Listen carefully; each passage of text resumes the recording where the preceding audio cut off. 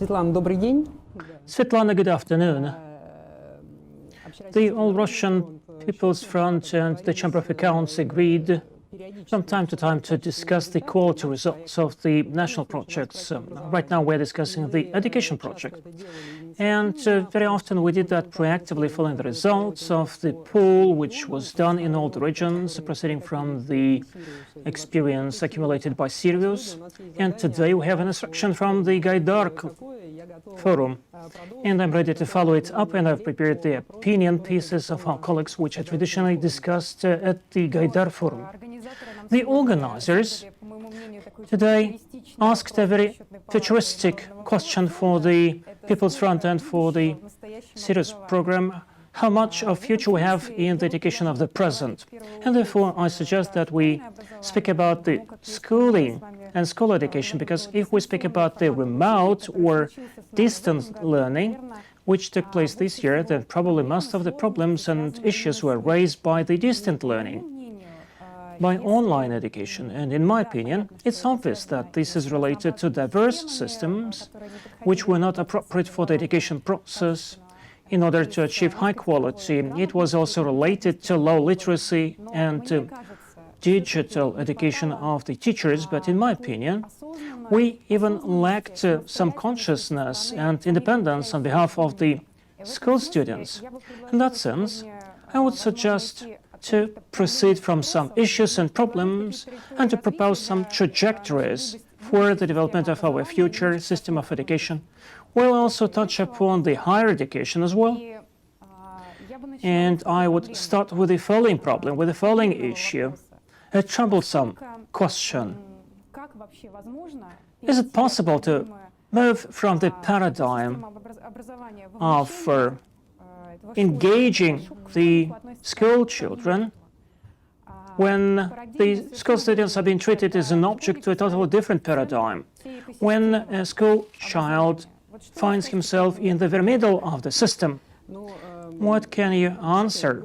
Well, really, this year was very difficult for everyone, for different spheres, but also we can analyze the opportunities which it proposes.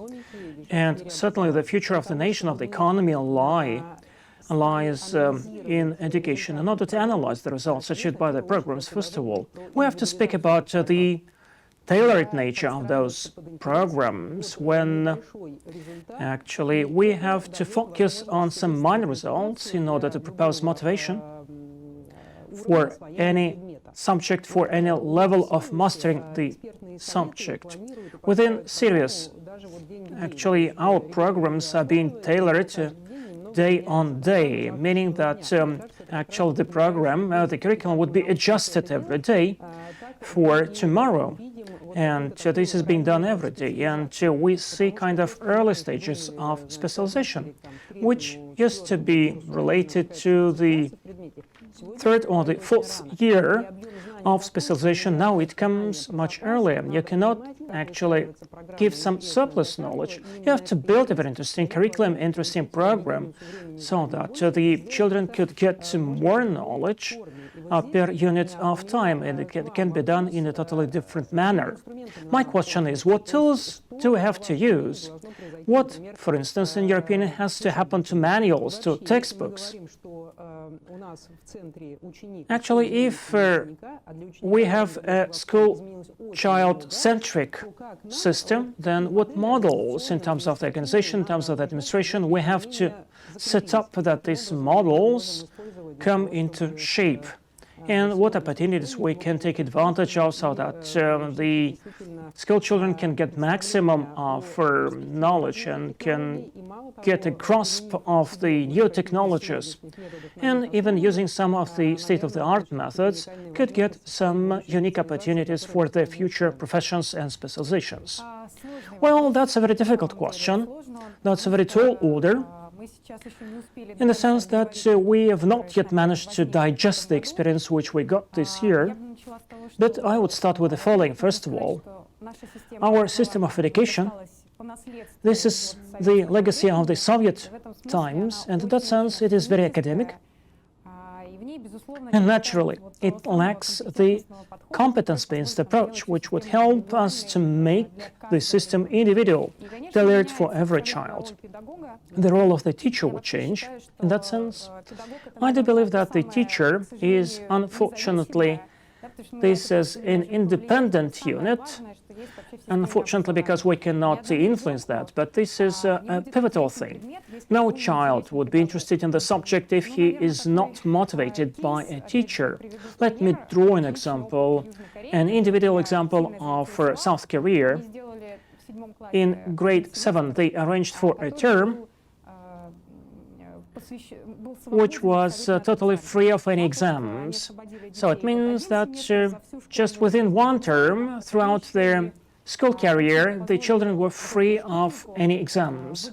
And the children were also invited to choose a format of education, of instruction, a project-based approach or a discussion-based approach. And such an approach has become very popular in that country. It is spread on all the schools, and they measure the rate of satisfaction of parents and school children and of teachers, and this rate skyrocketed. This is one of the cases which we can apply. There is another story of collaboration, meaning that distance learning and online learning offers lots of opportunities for adults and school children, but we have to use mixed approach, because the distance learning alone is not possible for the modern school children, for the modern students, and the parents complain about that, and along with the experts we do some polling.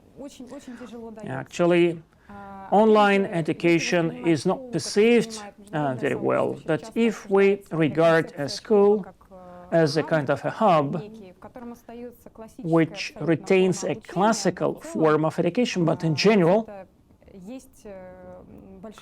there are lots of opportunities popping up once some experiments and projects are being proposed.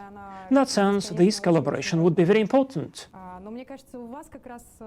I think that you have lots of such projects, lots of such ideas. Sirius had a very successful example of science. Well, let me draw some examples, some cases. Really, it's very interesting to see how you may bring together strong teachers, their motivation and their way of life and the mentality which has been promoted in children once they are sitting next to a strong teacher.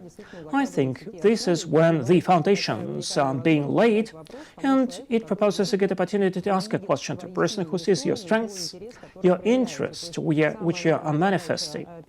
I think that the most important thing for the teacher is to be totally interested and engaged in the subject, and to see what interest is revealed by the students. Yesterday at the Scientific Council we discussed a topic, a supervisor or a mentor and a teacher, how we can bring these characteristics together. So teamwork is very important, and this may become quite a phenomenon. If we get back to the school students and best practices, I will come back to Sirius, but I'd like to note the experience of Moscow, when strong teachers are ready to help, and still there are two factors. Bearing in mind the Moscow education system, and if we look at PISA results, we will see that Moscow is on top level among all the cities of the world. Probably this is due to the fact that actually Moscow brings together the compulsory and extracurricular education, and the students may opt for certain profiles, for certain subjects which become interesting for them at any level, at any age, in any age. And we have to give as much leverage as possible to the strong teachers to help them, and the schools they are working for may become mentorship hubs, in a sense that they could create some methodological environment which would instruct but also provide for internship for young teachers. Another experience of Sirius and the teachers who are following our model. The project was launched this year. It's called Sirius Summer, and it is about bringing together the students, the projects, and the regional universities, which are developing crucial technologies for the region. Because what is so important about that? It is very interesting, and it is very important to address a problem which remains unsolved, which is being addressed by your senior colleagues, and you actually act as peers. And we have about 1,000 teams who, throughout the whole academic year, on the basis and in the premises of the labs and the schools, would work on the projects which were proposed by the regional and national authorities and the leading companies. And actually, it's very good for upbringing what goals you are putting forward. So it's very motivating, absolutely. And this is actually what we have to take care of in future, especially when you select your future profession. Probably we have to come up with some single strategy, and every single case should focus on the role of every partner in engaging the most motivated students into the projects which are especially important for the technological companies and universities and academia, which act as drivers for the change in many regions, especially the ones which see a high concentration of the human capital and resources for other projects, apart from education. Within the national projects, we have different regions which are going to set up very strong research teams. We have more and more young people who are opting for science and technologies, and therefore we have to develop a new strategy. What we have to discuss in order to propose this single strategy for the vocational education, school education, and higher education? Well, you have said a lot about the public policy in general. First of all, I'd like to note that Sirius cases are much better than the ones in South Korea. Therefore, I think that it would be good to spread your experience over other regions. Speaking about the strategy in the area of education, I'd say the following. The most important thing, you don't have to impose any bans. Don't make any restrictions. And we always opt for restrictive measures. I heard from the experts that the children up to grade 5 should not be able to work with the tablets. I don't think that this will do any good. On the one hand, we want to achieve certain good results for the global ratings in robotics, for instance, but the tablet, this is about a computer as well. Therefore, restrictive measures are detrimental to the education, because education, this is always something about creativity and experiments. And there is one more interesting story related to the development of talented and non-talented students, or flunking students.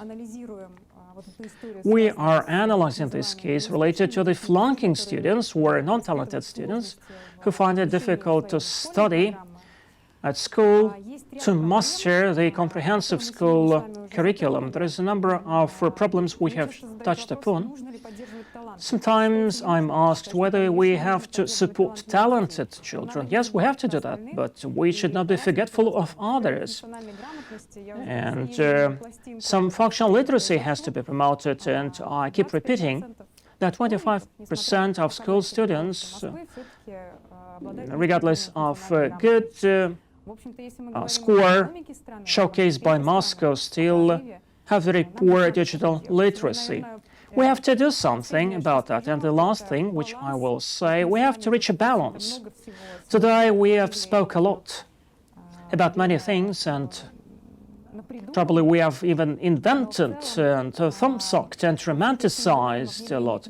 But if we speak about a competence-based approach, it doesn't mean that you have to add more classes. We have to change methods, we have to change regulations and approaches.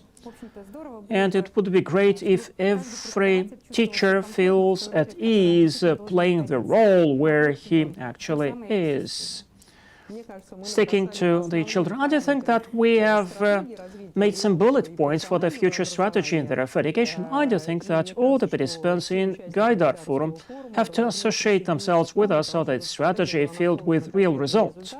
I think that within that year, we'll be able to hold more focused, more detailed and specific conferences. We are very much interested in such a communication. But most importantly, we have to invite more partners who could propose either projects they will support or anything else.